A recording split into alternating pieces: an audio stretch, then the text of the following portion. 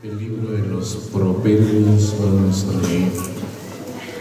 Su capítulo es 9. Su verso 1 dice: en el nombre del Señor Jesús. La sabiduría edificó su casa, labró sus 7 columnas. El verso que damos lectura, hermanos,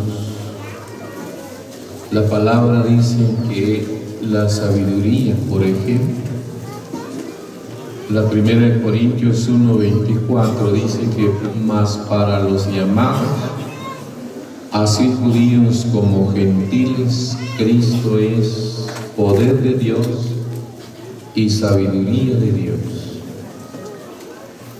Pero la sabiduría dice que edificó su casa. Quisiera presentarle algo de esta edificación y la intención o el propósito de la edificación de una casa. ¿Quiénes van a habitar la casa? ¿Cómo lo van a habitar? Y aún su lenguaje, fíjense, hermano. Por ejemplo, sobre la faz de la tierra, un padre de familia, muchos padres realmente vienen a ser muy padres responsables, preocupados, porque he oído expresiones. Un hombre decía en una ocasión, cuando edificaba unas habitaciones, pero le decía al constructor: déjelo así. Si mi padre dijo a mí, nada me dejó, dijo, al menos yo les dejo eso. Si ellos quieren decorarlo, que miren ellos qué hacen. Pero yo le oía la expresión del constructor y la pregunta para él fue: ¿y le gustó a usted cómo lo trató su papá? Y el hombre decía: no me gustó para nada. ¿Cómo cree usted que quedarán sus hijos con usted?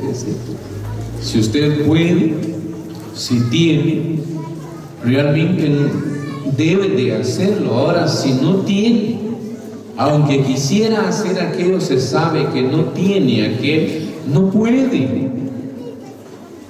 Han habido padres que se han ido con el Señor y tal vez cuando le han dado la mano al hijo ya para partir han llorado y le han dicho: perdona, hijo, perdona. Porque tal vez lo han dejado alquilando, posando. Pero oiga, hermano, nosotros tenemos un Padre que es Dios. Y un día Él descendió o envió a su Hijo a este mundo, pero Él tenía un propósito. Estaba mirando el libro de Hebreos, pone que en el capítulo 2, verso 9, dice que Él vino para llevar muchos hijos, pero nosotros hacemos lo contrario, ¿verdad? Cuando uno se va a casar, hermano, uno no está pensando realmente. Uno piensa en el matrimonio, se va a casar uno, pero no está pensando uno dónde va a ir a vivir, dónde va a ir a tener, a dar. Todavía piensa uno, se atiene uno a los padres, dice, bueno, donde papá, pero a la larga se viene a ver que es imposible vivir unidos. Muchas veces es necesario que el hijo haga su vida, porque no se puede. Ya es una casa, es una familia, él va a ver cómo va a vivir, pero al principio uno no está pensando, hermano, si uno le conquista a la esposa y si uno le dice: ¿me querés? Ella no está viendo también dónde lo van a llevar. Ella lo que le interesa al joven y el joven a la señora. Es un consentimiento mutuo que se da sin pensar dónde, ¿verdad?, a vivir. Hay quienes que se hacen lo contrario, que primero edifican, hacen su casa, dicen la mujer que va a tener aquí va a venir a vivir.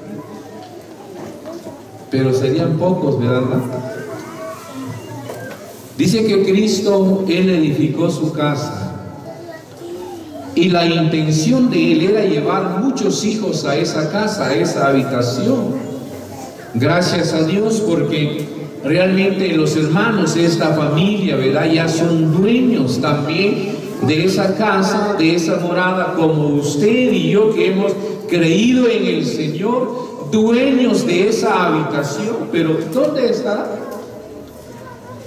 La otra vez oía yo de un hermano que dijo que iba a viajar a Estados Unidos, pero fíjese, hermano, que hay quienes que no solo tienen habitaciones aquí en Guatemala, ¿verdad? Sino que hoy día dijo que tenía su casa muy hermosa en un lugar que se llama Miami, en Estados Unidos, y que allá iban a vacacionar.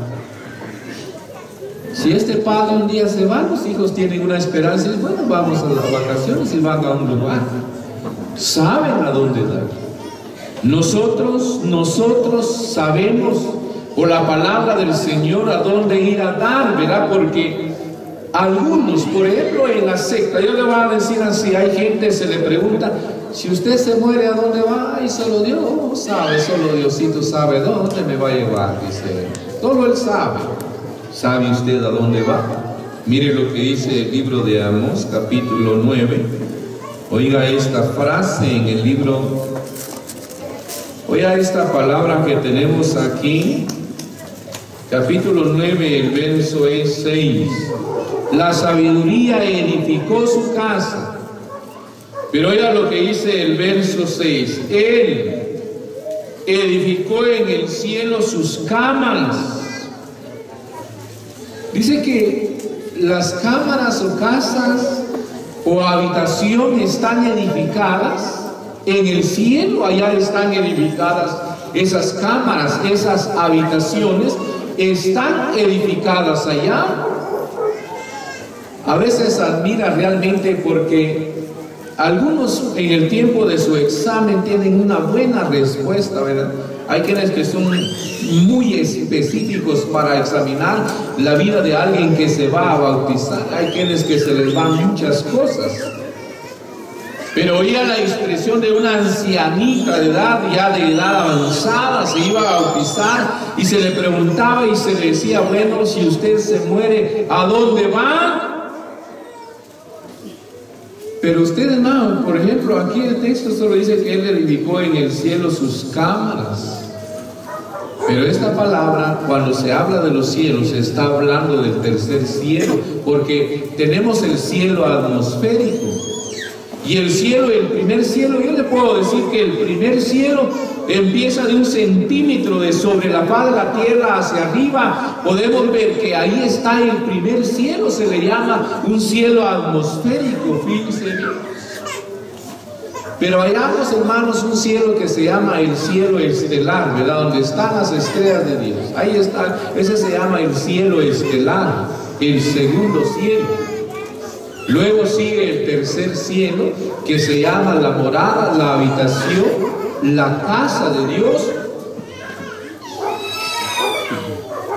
Y un día me quedaba pensando en ello, amado, porque hay preguntas que surgen en la vida. Un día decía un hermano, ¿cómo va a ser Dios tierra nueva y cielo nuevo? Pero de lo nuevo, por ejemplo, el Eclesiastés nos enseña de que la tierra tiene, del capítulo 1 muestra de que tiene promesas eternas de Dios, de tal manera que la tierra no va a ser una tierra que Él desaparezca esto y diga otra vez sea la luz, sean las estrellas, no, sino que la palabra enseña que Pedro dice que la tierra y los cielos que ahora vemos serán quemados. Las va a fundir Dios. Dice que ya no va a haber memoria de lo pasado. Ahorita hay memoria de muchas cosas. Existen arqueólogos, antropólogos, que ellos van buscando el origen de las cosas pasadas, fíjense, hermano, y encuentran ruinas y ahí están. Pero cuando Dios haga la tierra nueva, no quedará memoria, no se va a recordar. Ahí va a ir usted a decir dónde quedaron las ruinas del Petén, ¿verdad? Porque ya no habrá memoria de ella. Oye, lo nuevo será que Él hará fundir todo, lo va a disolver. La palabra dice que lo disolverá. El profeta Isaías dice que lo va a disolver tierra nueva. Ahora en los cielos nuevos no es que va a ser un cielo que se quema y lo vuelva a establecer, no. Los cielos nuevos será que el tercer cielo será visible, lo nunca visto será visible, fíjese hermano, será visible, se podrá ver el tercer cielo, la habitación. Esta palabra, por ejemplo, al mirar aquí, cuando él dice que edificó en el cielo sus cámaras, la habitación, la casa que nosotros hemos recibido de Dios como herencia, un día la llegamos a obtener de aquel llamado. Estaba mirando, por ejemplo, miremos un texto en el libro de los Hebreos capítulo 11. Estaba viendo esta frase en la palabra del Señor, capítulo 11. Démosle lectura desde el verso 8. Por la fe, Abraham, siendo llamado, obedeció para salir al lugar que había de recibir como herencia, y salió sin saber a dónde iba. Por la fe habitó como extranjero en la tierra prometida, como en tierra ajena, morando en tiendas con Isaac y Jacob, coheredero de la misma promesa. 10. Porque esperaban la ciudad que tiene fundamento, cuyo arquitecto y constructor es Dios. Yo me quedaba viendo que cuando dice el texto del 9:1 del Proverbios leído, que la sabiduría edificó su casa, Él es el arquitecto, Él es el constructor de esa casa. Ahora, hay dos cosas que le quiero mostrar aquí, ¿verdad? Porque hay confusiones, hermano. Dice que Abraham tiene una habitación. Por ejemplo, la habitación del Abraham es la habitación de los justos, pero la habitación de él, como dice, cuyo fundamento, que tiene fundamento, cuyo arquitecto y constructor es Dios. Donde los justos van a habitar es una ciudad que tiene límites, su límite. La Biblia dice que van a habitar en ella 99. ¿Cuántos serían? 99 no solo son 99 justos, pudieran ser 99 cientos, 99 miles, 99 millones. Pero tiene un límite la habitación donde los justos van a habitar. Pero ahora haga diferencia, por ejemplo, el verso 16 de este mismo capítulo de Hebreos 11. Pero anhelaban una mejor, y esto es celestial, por lo cual Dios no se avergüenza de llamarse Dios de ellos, porque les ha preparado una ciudad. Ahora, cuando se habla, por ejemplo, de lo que ve el verso 16, de una vez está diciendo que es celestial. Ahora, cuando el texto dice, pero anhelaban, me llama la atención volver al verso 9. Por la fe habitó como extranjero en la tierra prometida. Abraham vivió en la tierra prometida, pero él mismo confesó que era extranjero, que era realmente un advenedizo, un huésped, algo que lo estaba hospedando temporalmente, porque él se iba a ir, él iba a ir a su verdadero lugar, aunque Abraham sabía que había una ciudad con límites y habitaciones para ellos. Pero ahora bien, nosotros tomamos la frase, hermanos, por la fe habitamos como extranjeros en este lugar. Nosotros somos extranjeros o advenedizos en esta tierra. Oiga bien, ya no de la ciudad celestial, sino en esta tierra. ¿Por qué? Porque va a llegar el tiempo cuando se va a oír la voz del Señor, hermano. Un día por ejemplo, el Apocalipsis 4 menciona en el verso 1, Juan dice, oí una voz como de trompeta que decía, subid acá. Algunos hermanos han llegado tal vez hasta enseñar, ¿verdad?, de que piensan que el Señor verdaderamente va a usar una trompeta, pero la palabra dice una voz como de trompeta, y cuando dice, porque se tocará la trompeta y los muertos en Cristo resucitarán primero, quiere decir que los muertos van a resucitar cuando oigan el sonido de la trompeta. Pero usted viene y lee Juan 5:28. Ahí dice, la hora viene cuando los que están en los sepulcros oirán la voz del Hijo de Dios. Quiere decir que no es una trompeta, es la voz de Dios. Solo que dice que es una voz como de trompeta. Pero ahora viene que cuando usted y yo oigamos, o el Señor diga subir, la iglesia se va a la iglesia, se va a la iglesia de esta tierra. Pero hermano, si realmente llegamos a entender que moramos como extranjeros en este lugar, es porque anhelamos realmente que un día el Señor venga y se manifieste para llevarnos. Yo estaba pensando en ello y le mostraba los versos, porque el 16 dice, porque anhelaban una mejor, y esto es celestial. Cuando habla de lo celestial, se está hablando de lo celeste, de las alturas, oiga hermano, de las habitaciones, de las ha preparado. Ahora, pensar en ello, nos quedamos viendo, ¿verdad?, la ciudadanía. Démosle un vistazo a Filipenses capítulo 3. Oiga lo que dice aquí. Filipenses, la carta escrita a los Filipenses, capítulo 3. Me quedaba viendo esta frase en el capítulo 3, verso 20 y 21. Más nuestra ciudadanía está en los cielos. Ahora oigan, una casa en el cielo, edificada allá. Lo anhelo, reconozco que soy extranjero, un huésped de esta tierra que me alberga, que me tiene mientras viva, hermano. Por eso, por ejemplo, pensar en lo que es la primera Timoteo 6, 17, ¿verdad? Ahí dice, a los ricos de este siglo manda que no sean altivos ni pongan la esperanza en las riquezas, las cuales son inciertas, sino en el Dios vivo, que nos da todas las cosas en abundancia para que las disfrutemos.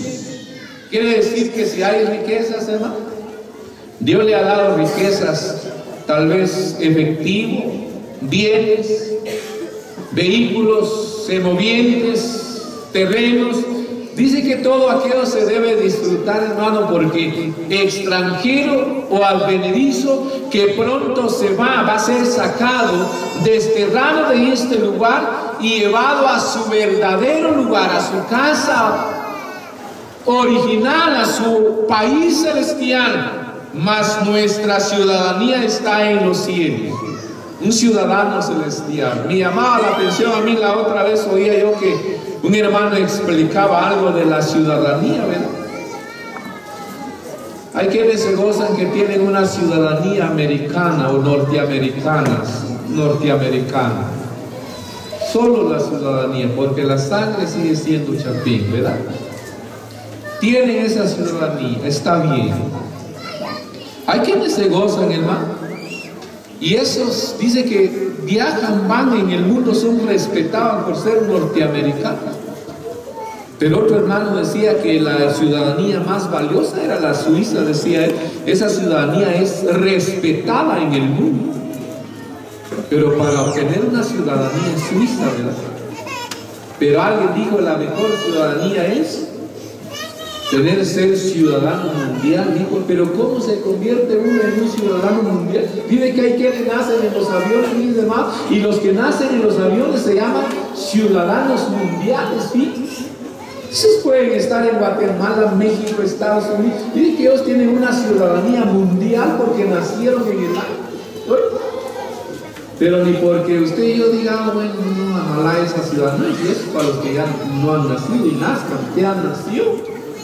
Pero ahora bien, la palabra dice que la ciudadanía nuestra es una ciudadanía celestial, donde realmente un día vamos a ir. Y el texto, por ejemplo, dice, y me quedaba viendo, por ejemplo, al paso del texto que vemos, de donde también esperamos al Salvador, al Señor Jesucristo. Yo me quedaba viendo aquí en la frase, ¿verdad? Lo estamos esperando. Por eso, si le mencionaba la primera Timoteo 6:17, lo que Dios le ha dado, a aquel lo viene a disfrutar, lo goza, No solamente, mi hermano me hacía una pregunta del texto que dice ganar amigos por medio de las ganancias injustas, ¿verdad? ¿Por qué Dios dice que las ganancias son injustas? Otra hermana decía, realmente es el oficio que mis padres me enseñaron, digo, pero en realidad no me gusta decir. ¿Por qué? Mucho miente uno, me decía, mucho me engaña uno. Por eso se llaman ganancias injustas, fíjense, hermano, porque usted dice, tal vez el que llega dice, démelo en tanto, y dice, es que no me queda nada, Señor, y aunque parece, ¿sabe cuánto está acá? Pero no me queda nada, Señor, ¿verdad? El Señor lo llama injustas e inciertas, porque usted le puede enfocar su mirada, pero de repente el Proverbio 23 dice que si aquel realmente no sabe utilizar esas ganancias, le pueden salir alas y se van. Así dice el Proverbio 23. Pero ahora viene que si Dios le ha dado, realmente aquel viene y las disfruta, gana amigos. Hay quienes, nosotros conocemos hermanos que realmente dedican su tiempo, tal vez tienen 1 o 2 vehículos, pero llevan lleno ese vehículo de personas inconversas a la conferencia, a la reunión. ¿Para qué? Para que esa gente crea, se convierta al Señor. De esa manera se ganan almas con las ganancias que Dios da. Pero hay quienes, hermano, hay quienes. A veces le dice, hermano, de Canolá no hay lugar con usted en su carro. Y, ay, hermano, ya está lleno, dicen que no lleve ninguno. A veces ninguno se quiere llevar. Ni hermano, no digamos un oyente, ¿verdad? Pero oigan, se va a ir usted, lo va a llamar, no vaya, o se va a la iglesia o se va usted en lo particular. Se van a quedar las ganancias, y la palabra dice que el que se queda, el sabio dijo, yo no sé si es un sabio o es un insensato el que se va a quedar sentado sobre esa ganancia. Usted tal vez tortillas, tamalitos con sal, chile, chirmol, el hijo, es demás. Pero ahora viene que tenemos una ciudadanía, y el texto dice, la ciudadanía está en el cielo, porque allá está la casa, allá está la habitación. Oiga, el verso 21, el cual transformará el cuerpo de la humillación nuestra. Ahí se llama principio del cuerpo eterno. Ahí empezará la eternidad para la materia, que será transformado, porque nosotros dice que lo celestial no habita lo corruptible. Fíjate, hermano, que allá habitará lo incorruptible. Ese país, esa patria, esa ciudad celestial no va a habitar ningún mortal, porque, por ejemplo, le puedo mencionar Colosenses 1:12. Ahí dice que Él nos hizo aptos para participar de los santos en luz. Hay 2 frases que debe entender. En Hebreos 10, 13, 14, vaya usted a los santificados. Pero cuando una frase habla de los santificados, eso quiere decir que Él lo trajo, lo limpió, lo santificó, lo consagró. Pero cuando dice de los santos en luz, está hablando de los ángeles. Y Él nos hizo aptos de participar de los santos en luz. Es una herencia que tenemos de los santos en luz. Quiere decir que los ángeles son jóvenes. Usted se va a examinar la vida de los ángeles, dice que los ángeles son jóvenes todo el tiempo. Vamos a ser jóvenes, eternos. Los ángeles no se reproducen, no va a haber reproducción, por eso no va a haber necesidad de matrimonio en el cielo. Los ángeles, si venimos a considerar la gloria que Dios les ha dado a ellos, eso se mirará en la vida de aquel hombre y de aquella mujer. Pero viene que cuando Cristo venga, Él transforma el cuerpo de la humillación, porque ha sido un cuerpo. Si no lo humilla el hombre, lo humilla la enfermedad, lo humilla cualquiera, lo ha humillado este cuerpo. Se llama cuerpo de humillación. Pero va a llegar el tiempo cuando entre al estado eterno para ser semejante al cuerpo de la gloria suya. Pensar, hermano, vale, que cuando dices tener el cuerpo semejante al cuerpo de la gloria del Señor, hay 2 a quienes miro y admiro, quienes presentaron a Cristo. ¿Cómo lo presentaron ellos? Por ejemplo, Mateo, en el capítulo 17, verso 1, Pedro, Jacobo y Juan vieron al Señor humano transformado en divino. Vieron al Señor en la transformación que llegó a manifestar. ¿Quién era Él en realidad? Era Dios, 100% Dios. Como humano, 100% humano. Porque llegó a tener hambre, sed, cansancio, durmió, desveló como todo humano, pero como Dios lo manifestó ahí. Y me llama la atención verlo, hermano, por ejemplo, ahí glorioso.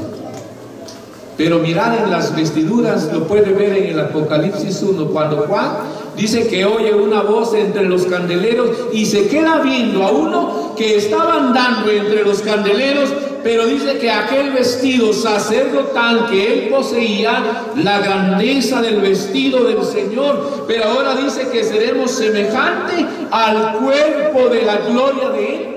¿Cómo es?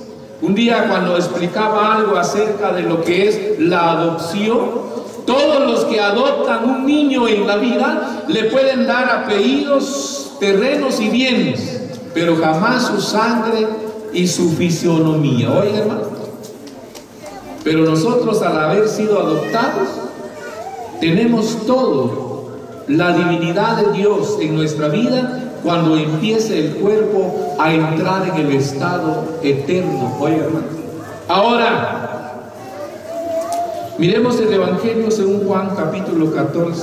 Evangelio según Juan. ¿Cuántos hermanos todavía habrán, verdad? Familiares de los hermanos aquí, de los que promueven esta reunión, que no han creído en el Señor, no son ciudadanos. Si el Señor viniera, se van a quedar, oigan bien, tal vez el papá, la mamá, los hermanos, primos, tíos, abuelos. ¿Quiénes tendrán ustedes también? Tal vez usted que está entre nosotros. Si el Señor realmente diera esa voz y Él dijera su vida acá, en estos momentos, la iglesia sería, ¿cuántos se quedarían ahí sentados, viéndose el rostro el uno al otro, confundidos?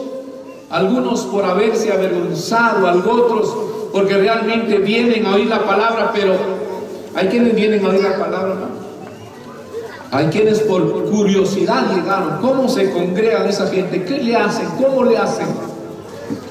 Pero no se dan cuenta que viven esclavizados de Satanás. Habrá aquel hombre ahí que está lleno de tantos males y ora, quisiera ser libre. No puede nadie. La Biblia enseña que cuando éramos débiles, Cristo murió a su tiempo. Débil quiere decir que yo era incapaz de hacer algo por mí, cuanto más por aquel que pudiera decirme, ayúdame, socorreme. Yo era débil, no podía hacer nada por él. Y así está el hombre, si no reconoce a Cristo como el Salvador de su alma. Juan 14, el verso 1, 2, 3. Empieza el verso y dice: no se turbe vuestro corazón. Mientras vivimos sobre esta tierra, las turbaciones llegan, uno va a ser turbado. Si la economía, dice, está turbado el negociante. Si la violencia, el mundo entero está turbado, la maldad ya no se puede. Está turbado porque realmente viene a verse, no hay dónde vivir, la enfermedad, la pobreza, la escasez. Bueno, algo turba la vida, pero dice: no se turbe vuestro corazón. ¿Creéis en Dios? ¿Creéis en Dios? Creed también en mí, dijo el Señor, porque en la casa de mi Padre muchas moradas hay. Si así no fuera, dijo Él, yo se los hubiera dicho, pero voy a preparar ese lugar. Voy a preparar ese lugar para vosotros. Si me fuere y os prepare el lugar, vendré otra vez y os tomaré, para que donde yo estoy, vosotros también estéis conmigo. Pero me he quedado viendo que cuando Cristo venga, tomará la iglesia, se lo llevará a la iglesia, nos iremos con Él. Pero ahora, hermano, yo quisiera decirle, voy a hacer una mención así: del arrebatamiento al tribunal, pero del tribunal a la casa del Padre. Oiga, hermano, démosle ese vistazo a este texto en el Apocalipsis. Oiga lo que dice El Apocalipsis capítulo 19. Oigan bien. La iglesia es arrebatada y se va al tribunal de Cristo. Del tribunal a las bodas, a la casa. Ahí en la casa del Padre se celebrarán las bodas. Ahora oiga el verso. Apocalipsis capítulo 19, miremoslo del verso 7 y 8. Los que hablan aquí son los invitados, los amigos, no es la iglesia misma. Oiga el texto.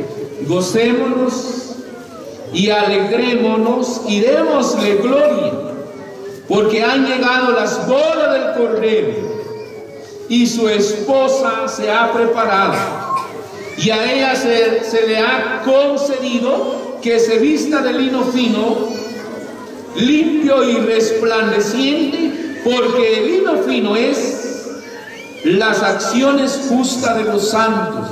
Me llama la atención pensar en esa parte cuando dice, bueno, llegan las bodas, los amigos están contentos porque llegan las bodas en la casa del Padre.